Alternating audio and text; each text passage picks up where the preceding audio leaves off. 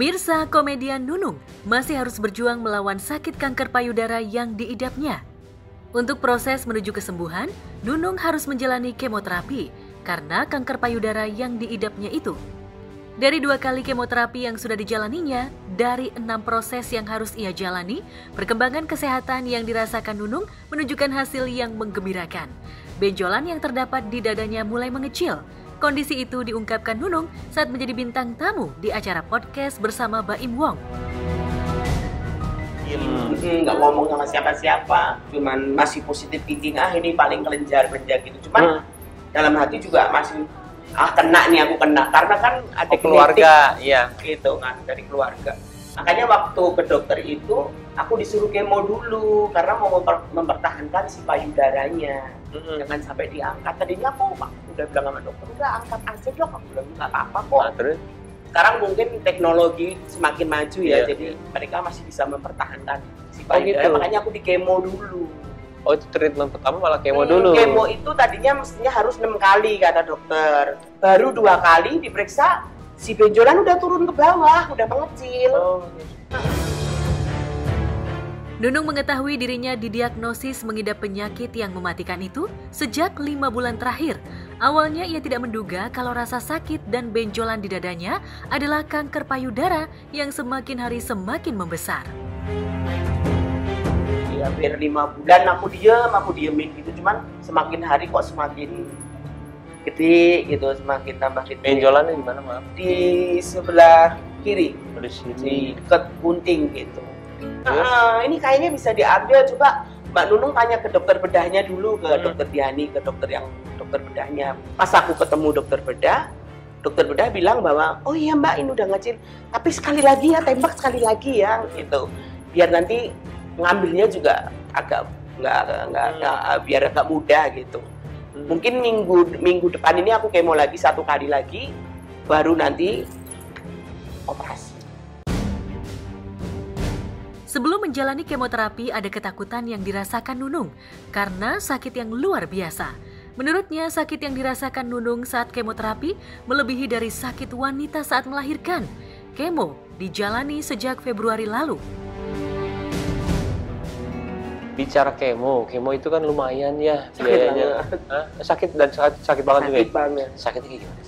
Sakit banget ya, bisa. Kan orang-orang tuh dulu bilangnya orang melahirkan itu kan sakit sekali ya. Aku juga pernah pengalaman melahirkan ya. Itu 100 kali.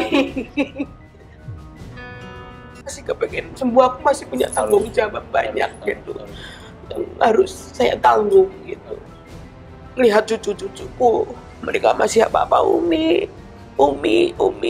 Lihat anak-anakku. Saat mengetahui dirinya divonis sakit kanker payudara, ada perasaan was-was. Namun begitu ia masih berpikir positif sebelum ia memastikan bahwa sakit yang dirasakan itu sakit kanker dengan menanyakan ke kakaknya yang juga pernah terserang sakit kanker. Sejak divonis dokter, kanker payudara membuat dirinya down dan pasrah akan keadaan yang ada. Aku sempet wah ini aku kena, cuman aku masih udah feeling ya? Iya, udah feeling. Cuman masih oh iya, Anda tetap, aku masih positif ini aja. Pas 5 bulan persis aku telepon kakakku yang kena juga kan, kena cancer. Mbak, cancer itu dulu gimana sih Mbak? Yang dirasakan apa? Iya. Enggak ada rasa apa-apa. Kenapa kamu telepon aku kok nanyain gitu? Terus? Enggak, cuman pengen tahu aja. Kenapa kamu? Iya, pasti gitu ya. Cancernya gimana? Ya Allah. Cancernya, kalau cancer itu benjolannya itu lari-lari dipegang. Cuman aku tuh diem kaku di tempat gitu loh. Kenapa kamu? Terus aku jujur, aku ada benjolan Mbak, tumbuh benjolan. Udah berapa lama? Udah 5 bulan yang lalu. Kamu ini, ayo periksa ke dokter, ayo kok cepet periksa. Kamu udah bilang suamimu belum? Belum. Aku belum bilang ke suami. Selanjutnya aku ngomong sama suami ayo ke dokter. Ke dokter, ke tempat kakakku yang operasi dulu. Pas masuk di ruangan dokter itu, dokter udah, kenapa Mbak Nunung? Dia ya udah feeling dokter, yang ngapain lah saya datang ke situ gitu loh. Iya. Kan orang cancer itu pertama kali orang dengar kena cancer itu kan yang diserang kan mentalnya. Betul. Psikisnya yang kena. Pertama kali aku juga gitu, psikis, mentalku Pastilah. aku down. Semua penyakit kayaknya psikis dulu, apalagi penyakit. Ya cancer gitu. Aku down, aku pulang itu dari rumah sakit pulang Udah di mobil nangis terus.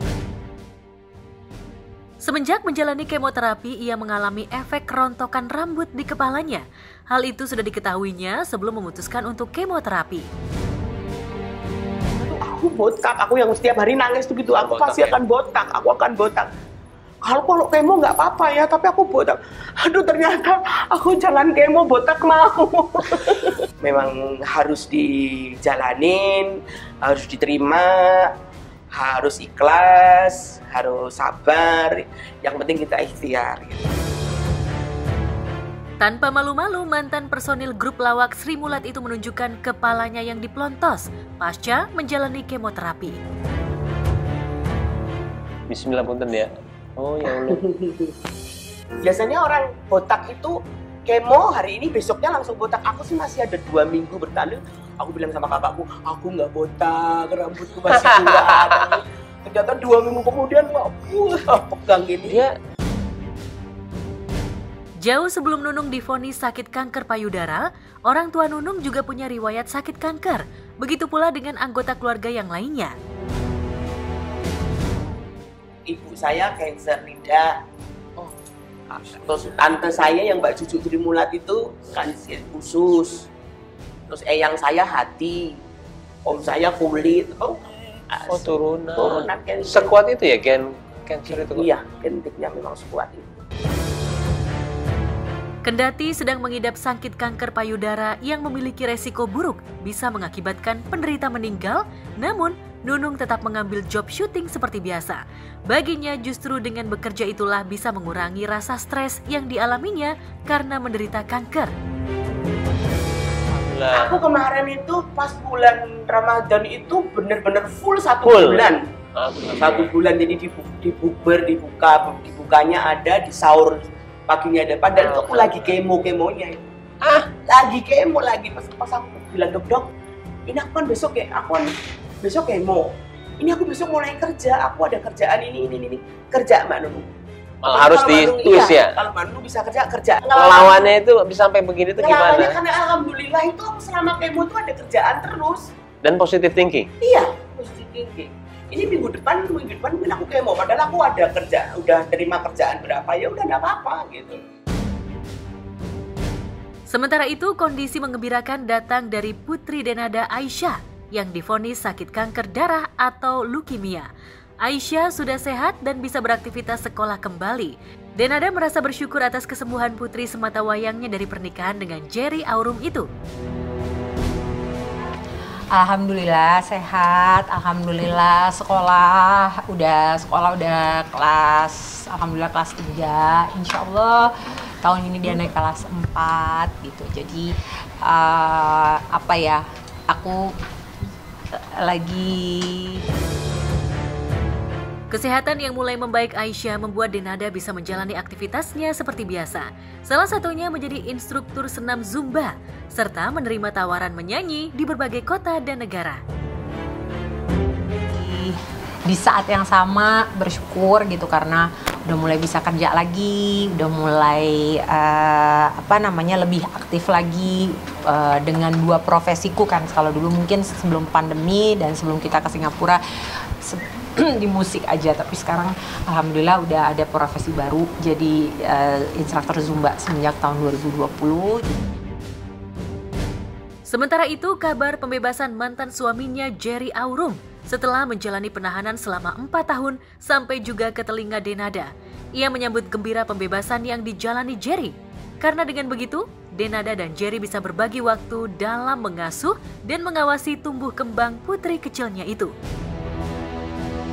Pengen banget pasti, dan satu hal yang paling membuat aku lega banget pada saat aku tahu kabarnya Mas Jerry itu udah bebas, itu adalah karena aku tahu, oh iya berarti alhamdulillah akhirnya Aisyah bisa jadi lebih mudah untuk komunikasi sama bapaknya, satu. Yang kedua, kemungkinannya untuk bisa bertemu lebih luas. Walaupun sekarang ini Mas Jerry itu masih belum boleh ya meninggalkan Indonesia, masih ada tahap periode sekian lama yang aku kurang mengerti. Tapi Aisyah udah kepengen banget ketemu, pasti Bapak juga pengen banget ketemu Aisyah. Jadi nanti kita akan coba cari caranya bagaimana gitu, tanpa Mas Jerry harus melanggar peraturan apapun.